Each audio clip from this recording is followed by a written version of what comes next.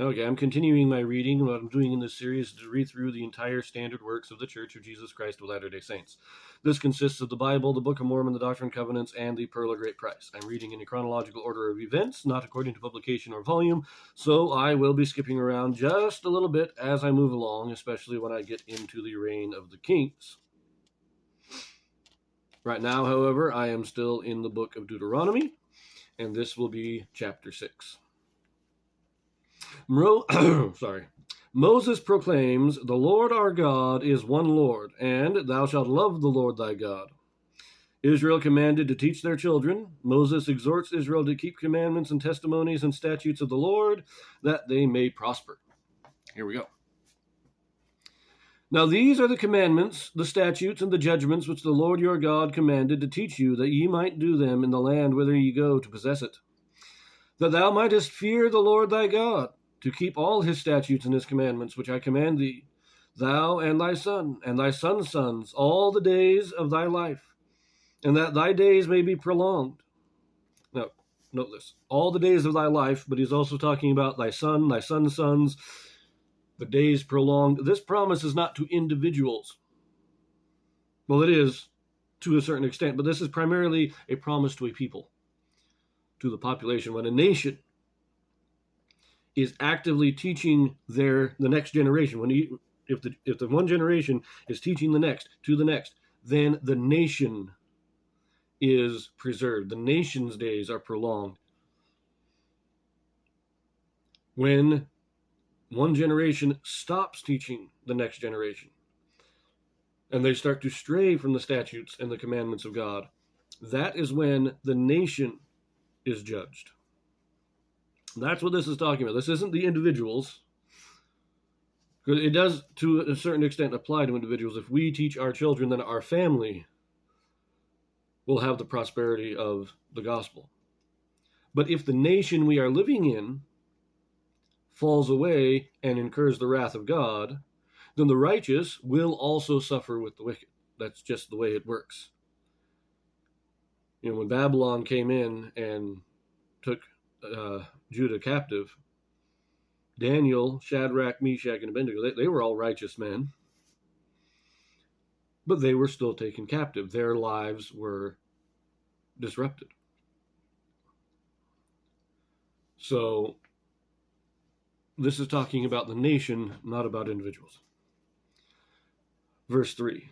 Hear therefore, O Israel, and observe to do it, that it may be well with thee, and that ye may increase mightily, as the Lord God of thy fathers hath promised thee, in the land that floweth with milk and honey. Hear, O Israel, the Lord our God is one Lord, and thou shalt love the Lord thy God with all thine heart, and with all thy soul, and with all thy might. And these words which I command thee this day shall be in thine heart. And thou shalt teach them diligently unto thy children, and shalt talk of them when thou sittest in thine house, and when thou walkest by the way, and when thou liest down, and when thou risest up.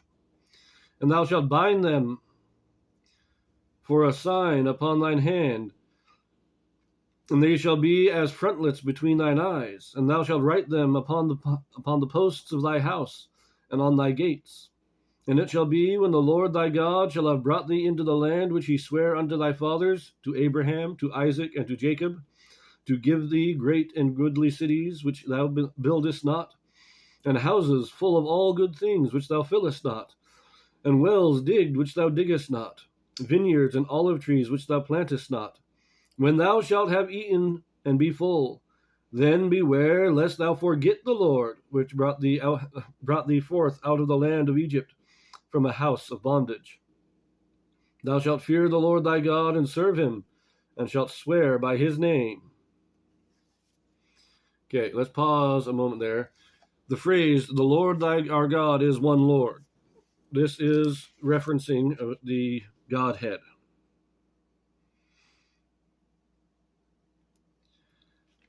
The Godhead is the presiding body, the presiding presidency of heaven. That is the one God of heaven. It is made up of three individuals, but it is a unit, a single unit of authority. That's what it's talking about. Now, there's also this write it on me, bind them for signs on your hands, frontlets between the eyes, on the posts of thy house and thy gate. This is talking about the phylacteries on the arms and on the forehead. The phylacteries was you'd have passages of the law, meaning Leviticus or Deuteronomy, these books. You'd write a passage on a small scroll, put it in a little box, and bind it around the wrist and wear it like a bracelet, or around the forehead like a headband. It would have the box. This is what the phylacteries were.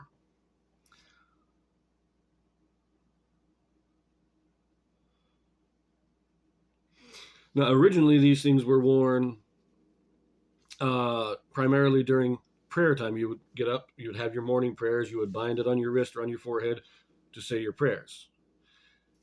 Later on, especially in the time of Christ, the phylacteries were worn more commonly. They were still primarily used just for the prayer time, but there were those who wanted to appear more righteous than others, and they would wear them more often. But it was primarily during the prayer time even then. So, but then we have in 9 the post of thy house and all that. This is the Mezuzot, I believe is how it's pronounced. Passages of the law, again, written on small scrolls, but then enclosed in a small container that was part of the doorpost. You'd have a little slot carved into the side of the door, not the door itself, but in the post, the side, the door frame. You would carve a hole in it, put a scroll in, put a little covering over it.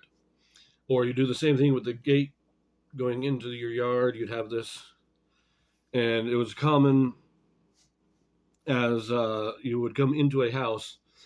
The Jewish tradition was to touch the scroll and then touch your lips, all as a remembrance of God's covenant to Israel.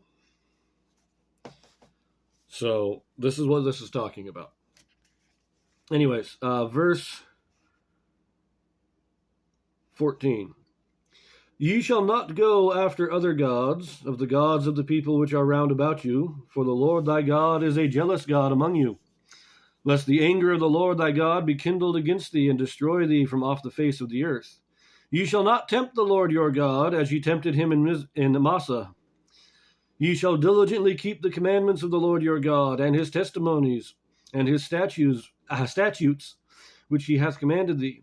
And thou shalt do that which is right and good in the sight of the Lord, that it may be well with thee, and that thou mayest go in and possess the good land which the Lord sware unto thy fathers, to cast out all thine enemies from before thee, as the Lord hath spoken. And when thy son asketh thee in time to come, saying, What mean the testimonies, and the statutes, and the judgments which the Lord our God hath commanded you? Then thou shalt say unto thy sons, We were Pharaoh's bondmen in Egypt, and the Lord brought us out of Egypt with a mighty hand. And the Lord shewed signs and wonders, great and sore, upon Egypt, upon Pharaoh, and upon all his household before our eyes. And he brought us out from thence, that he might bring us in, to give us the land which he sware unto our fathers. And the Lord commanded us to do all these statutes, to fear the Lord our God, for our God always, that he might, for our good always, that he might preserve us alive, as it is at this day. And it shall be our righteousness, if we observe to do all these commandments before the Lord our God, as he hath commanded us. So again, this is just more warnings or more commandments to pass it on to the next generation. Teach them. Keep these memorials. Wear the phylacteries during prayer times. Have the Mezuzots on your door frames. And when your children ask you what the purpose is, why this is there, you explain to them. This is to remember what God did for us in Egypt. And that we keep his commandments because of what he did for us. So all of this is done. All this part, anyway, the sacrifices are to look forward to Christ. These memorials, these testimonies of remembrance, are to look back to what God has already done. We remember what God has done for us in the past, and we look forward to what he will do for us in the future. And with both of those in mind, with the past bringing the gratitude and the future bringing the hope, we can focus ourselves on the true worship of God. And with that focus, we are not likely to fall away. I'm going to leave that here, and I will see you in the next one.